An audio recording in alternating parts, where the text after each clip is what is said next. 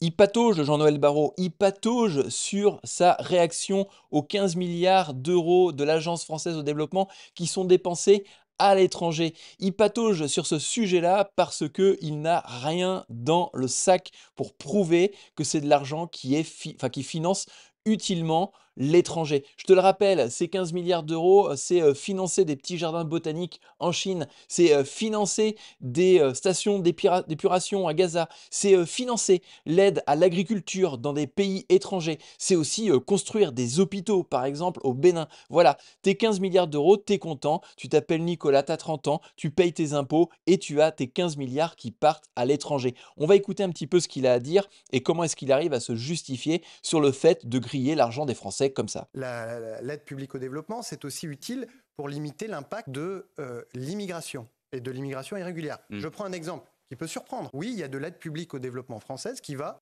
en Turquie. Pourquoi? Eh bien parce que la Turquie, après la guerre en Syrie en 2015, a accueilli 3 millions de réfugiés. Et pour éviter que tous ces millions de réfugiés arrivent en France, eh bien nous soutenons, si je puis dire, les pays d'accueil pour ne pas que les personnes en question se tournent vers la France. Mais l'immigration en France, elle augmente pas depuis quelques années. J'ai volontairement pris les visas délivrés. Donc ça veut dire que je vais au-delà de l'immigration illégale, je vais sur l'immigration qui a été légalisée en France. Donc je ne prends pas des chiffres qui sont en ma faveur, de façon à te montrer qu'en fin de compte, ce qu'il est en train de te dire, c'est que ça ne fonctionne pas. Notamment en 2022, 1,7 million de visas délivrés. En 2023, 2,4 millions de visas, 40% d'augmentation par rapport à l'année précédente. Et en 2024, 3,4 millions de demandes de visa. Donc ça veut dire qu'on a une augmentation continue de la demande de visa. Donc ça veut dire que indirectement derrière, on a une augmentation continue de l'immigration en France. Ce qu'il est en train de t'expliquer, c'est qu'on est en train de construire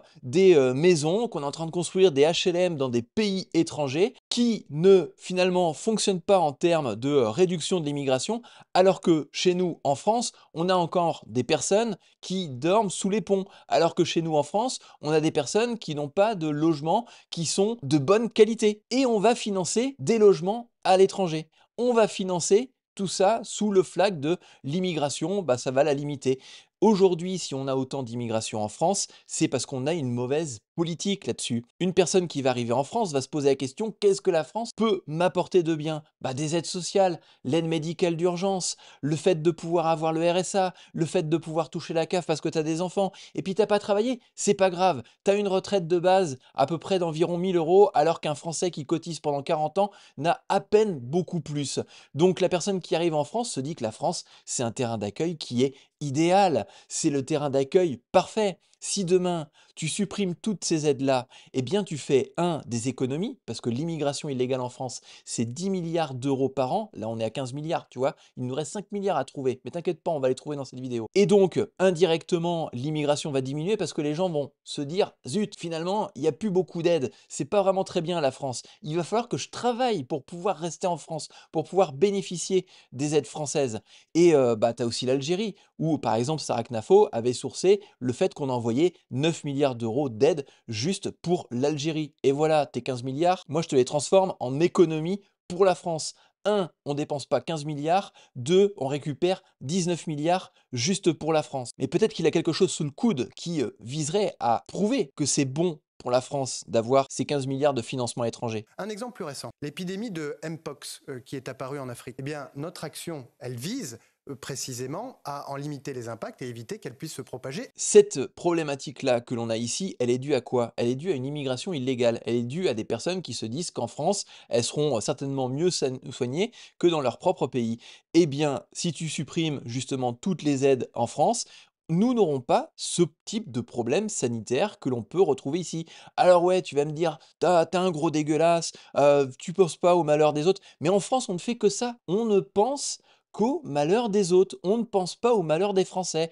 On les taxe toujours plus pour avoir toujours plus de recettes fiscales au niveau de l'État. Je te le rappelle, pour aller financer des petits jardins botaniques en Chine, pour aller financer des stations d'épuration à Gaza, sans contrôler que cet argent-là ne va pas à d'autres endroits, c'est pas moi qui le dis, c'est l'AFD qui explique et qui l'avoue, qui dit qu'elle n'est pas sûre de savoir comment cet argent-là est utilisé. Et je te le rappelle une nouvelle fois, l'AFD n'est pas une banque, elle ne fait pas partie des organismes bancaires en France, donc ça veut dire qu'il n'y a pas de retour sur investissement. Tu m'expliqueras, hein, dans ce qu'il explique, que construire des maisons à l'étranger, comment est-ce que nous, on va avoir un retour sur investissement là-dessus? Cette immigration irrégulière, elle est liée à la situation aux Comores. Avec l'aide publique au développement, ce que nous faisons, c'est que nous finançons des moyens très concrets pour que les autorités aux Comores puissent maîtriser les flux qui sont en réalité Mais est-ce que tout à fait les Comores le font tout à vraiment? fait Vous difficiles n'avez à pas maîtriser. l'impression que les Comores utilisent l'immigration notamment pour annexer Mayotte à moyen terme dans l'histoire? Mais ça, c'est votre avis. Mais si toute cette intervention de la France sur l'immigration, sur le Mais quel est terrorisme, votre Et là, il parle de terreau fertile, parce que je dirais pas le mot pour éviter de se faire ban par YouTube.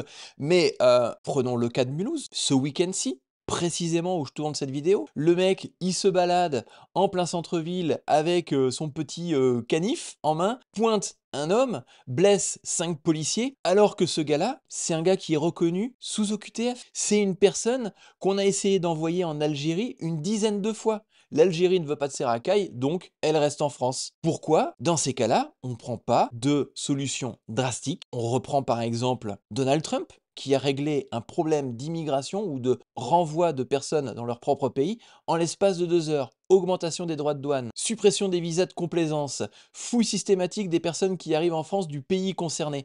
Eh bien, faisons la même chose en France. Supprimons les visas des personnes, des fonctionnaires ou des personnalités importantes d'Algérie qui viennent se faire soigner en France gratuitement. Supprimons les visas de complaisance de ce type de personnes-là en France. Faisons en sorte d'arrêter d'envoyer 9 milliards d'euros de développement en Algérie. Coupons les ponts. Et je pense que là, tout de suite, on aura une France qui sera plus forte et qui sera crédible. Parce qu'un Jean-Noël Barrot, comme il l'est actuellement, n'est absolument pas crédible. Il baisse son froc. Il se cache derrière l'Europe systématiquement et il n'a pas les balls, comme diraient les Américains. Il faut prendre la parole. Il faut s'exprimer sur ce sujet-là. Ils ne sont pas agréables à traiter, bien évidemment, mais il faut s'exprimer. Plus de personnes montreront que les Français ne veulent plus financer des logements à l'étranger alors qu'on a des personnes en France qui elles-mêmes dorment sous les ponts, ne veulent plus financer l'aide à l'agriculture dans d'autres pays alors qu'on a des agriculteurs en France qui pendant 6 mois de l'année arrivent à vivre de leur production et les 6 mois restants vivent du RSA. On ne veut plus financer des hôpitaux à l'étranger alors qu'en France, les hôpitaux, on manque de soins, on manque de personnel, on manque de matériel. Il faut arrêter avec tout ça. Et j'ai une bonne nouvelle pour toi, c'est que tu peux aussi, toi, prendre la parole et avoir un retour sur investissement là-dessus. Oui, tu m'as bien entendu.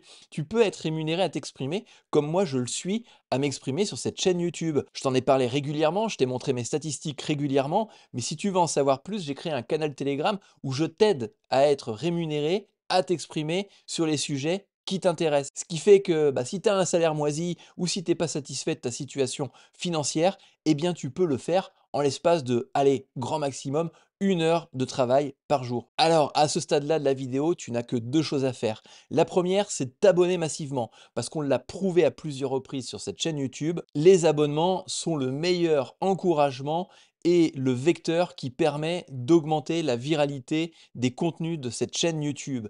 Et la deuxième chose, c'est ne te laisse pas faire, exprime-toi dans les commentaires.